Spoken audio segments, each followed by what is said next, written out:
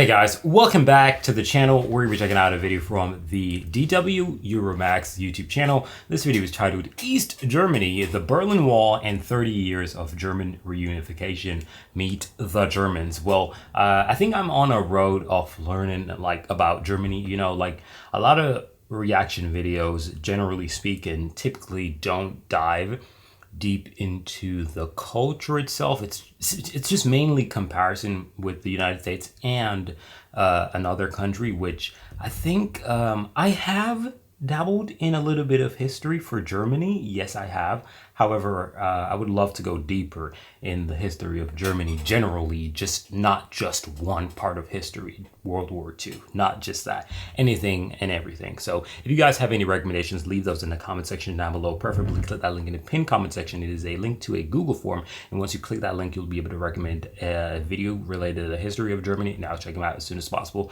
Thank you for watching as usual. Shout out to the DW Euromax. A link will be in the description as well. And yeah, thank you for watching. Let's get right into it. Can I interest you in a bite of Ostalgie, or East German nostalgia? This funky-looking snack is a Kettwurst, also known as the East German hot dog. It's a reminder that not all that long ago, Germany used to be two countries. I've never known a divided Germany. I was born the same year that the Berlin Wall fell. So before we get stuck into things, let's have a very quick recap. What year was that? Here's a brief history. It's 30 years ago. How old is this video? I have no idea. Of two Germanys in 60 seconds. Go! After World War II, Germany was divided into 4 occupied zones: the US, the UK, France and the Soviet Union. In 1949, the areas under Western occupation became the Federal Republic of Germany, aka West Germany, with its capital in Bonn. The Soviet-occupied zone was named the German Democratic Republic, aka East Germany, with its capital in the Soviet part of Berlin. And that there is West Berlin, a tiny island of the west surrounded by the east. Under a democratically elected government, West Germany began to rebuild its economy. Its financial recovery would become known as the Wirtschaftswunder, or economic miracle. Meanwhile, in the east, the ruling Socialist Party exercised control over all aspects of citizens' lives, and economically, things were not looking good. Millions of East Germans left for the West. By the early 60s, the GDR had lost a fifth of its entire population. The inner German border was heavily fortified and patrolled, so most of these people were crossing over from east to west in Berlin. How did the East German authorities put a stop to this? By building the bird. I don't know how tall she is, but that's almost half her height. And based on my knowledge of camera, right, I don't think I have the prettiest video on YouTube, right, because my budget is like everything that I've ever made. So yeah, I kind of always put that back to the videos because I just want to have very nice videos, good sound, good visual. You know, I try my best, but I don't have the best videos. But what I do know is I know cameras, and based on the camera angle that I'm seeing right here, this is showing her taller rather than the wall taller, right?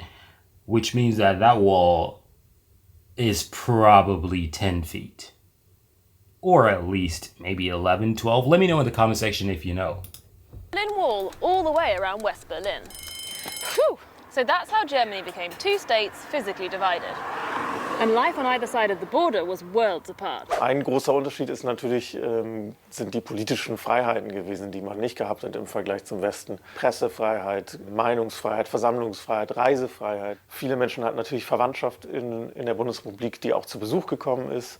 Dann gab es Briefkontakte, es gab die sogenannten Westpakete. So why didn't they leave? The ones in East Germany, why didn't they leave?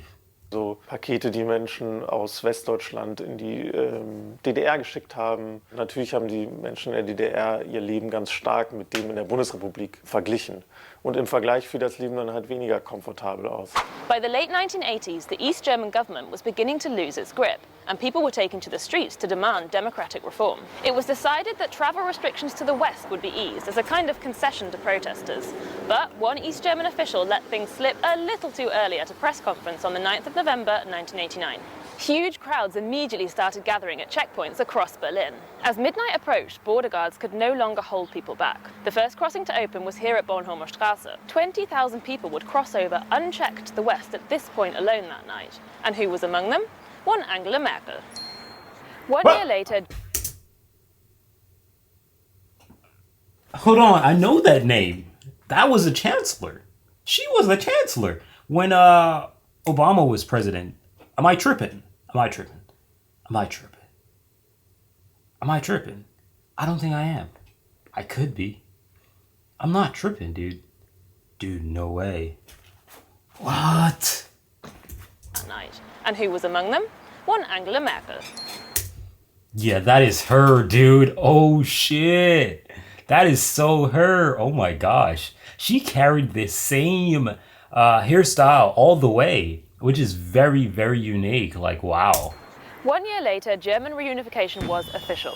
A big change for those in the West was that their capital city and national parliament moved to Berlin. But for people in the East, the sudden switch from socialist to capitalist society completely changed their everyday lives. Es gab komplett neue Institutionen. Bekanntermaßen wurde die Wirtschaft vollkommen umgestaltet. Phänomene wie Arbeitslosigkeit waren völlig neu. Ich habe mich ja in meiner Arbeit vor allen Dingen damit beschäftigt, wie sich das Konsumverhalten verändert hat. Also wie sind die Menschen eigentlich damit umgegangen, dass es plötzlich ein viel größeres Angebot gab. Was passiert, wenn meine Miete ansteigt, weil die Wohnung nicht mehr staatlich ist, sondern plötzlich in privater Hand ist. Das ist auch eine große Leistung gewesen der Ostdeutschen, diese ganzen Veränderungen und die alle Bereiche des Lebens betroffen haben, in ihrem Alltag zu integrieren.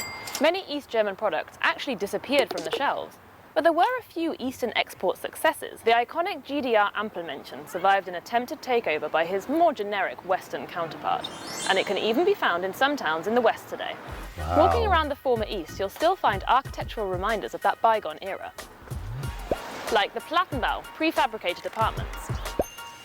And looming Soviet memorials. Oh, shit. Yeah, that is the sign right there. And you'll still hear the terms Ossi and Wessi to describe people from the East or West. Wir werden immer noch oft auch als Ossis betitelt. Dass man noch mal so als Pfennigfuchser so ein bisschen so bezeichnet wird. Rassismus auch immer noch ganz groß. Also für mich ist es mehr so ein Heimatgefühl. So bezeichnet wird. Rassismus.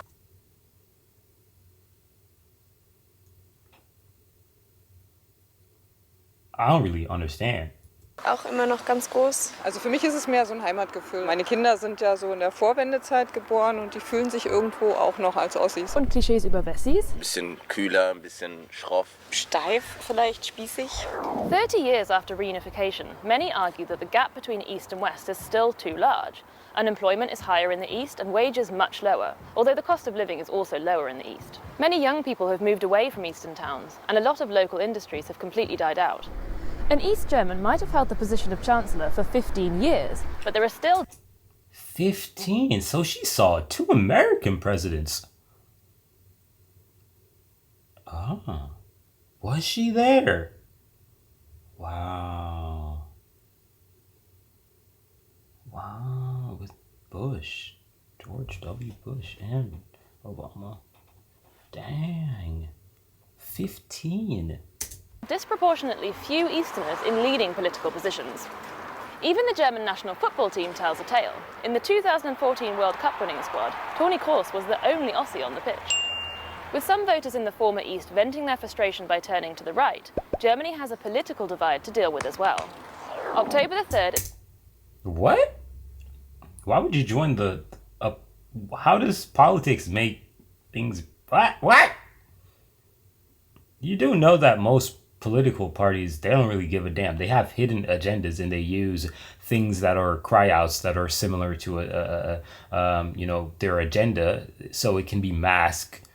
It can mask their agenda, and they just use that. They don't really give a damn about what you're trying to...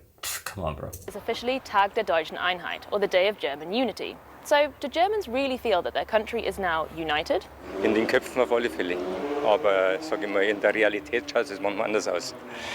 Jein. Die Unterschiede gibt es ja doch noch recht viele. Schön, wenn sich die Menschen annähern, aber insgesamt fehlt noch was. Wir leben natürlich alle besser, aber gefühlt gibt es immer welche, die benachteiligt sind. Ja, man fühlt sich doch manchmal ein bisschen so zweiter Klasse im Osten. Ich meine, 30 Jahre sind ja auch gar nicht so viel Zeit, dass es noch so in den Köpfen auf jeden Fall drin ist. Die Vereinigung wird nicht durch einen Feiertag meiner Meinung nach irgendwie gestärkt oder gefestigt, sondern die fängt bei jedem grundsätzlich tagtäglich an, so wie man Berlin oder Deutschland im Allgemeinen sieht. Ich finde, es ist einfach mittlerweile ein großes Land, doch das auf jeden Fall. I mean, definitely everyone outside of Germany I don't know. For myself, I would assume all Americans also see it this way. I could be wrong, but I think most people would see Germany as a whole rather than East and West Berlin, you know, with the division, right? But at the same time, it's how the people in East really feels, right? The people in the West, you know, they probably think they're better than, you know, people are always trying to strive to be better than somebody else, which is very, very, you know, pathetic. And also people do sometimes look at other people and think they're acting as if they're better or thinking they're better. You know, it's all in the mind, if I'm being honest. But it's quite unfortunate, this situation, but I do know that with time it will get better. Just think about what it would have been like 30 years ago. I genuinely would not want to experience it. But I'm happy that I'm not living through any sick shit right now in this lifetime that I have. I just hope nothing crazy happens. I don't want to witness anything crazy, to be honest. COVID-19 was good enough for me. You know, you weren't able to travel. You had to be doing these, you know, testing, you know, a mask. I'm good, bro. I don't want anything else. Anyways, man, thank you guys for watching this video. Please do like and subscribe. I'm out of here. Peace.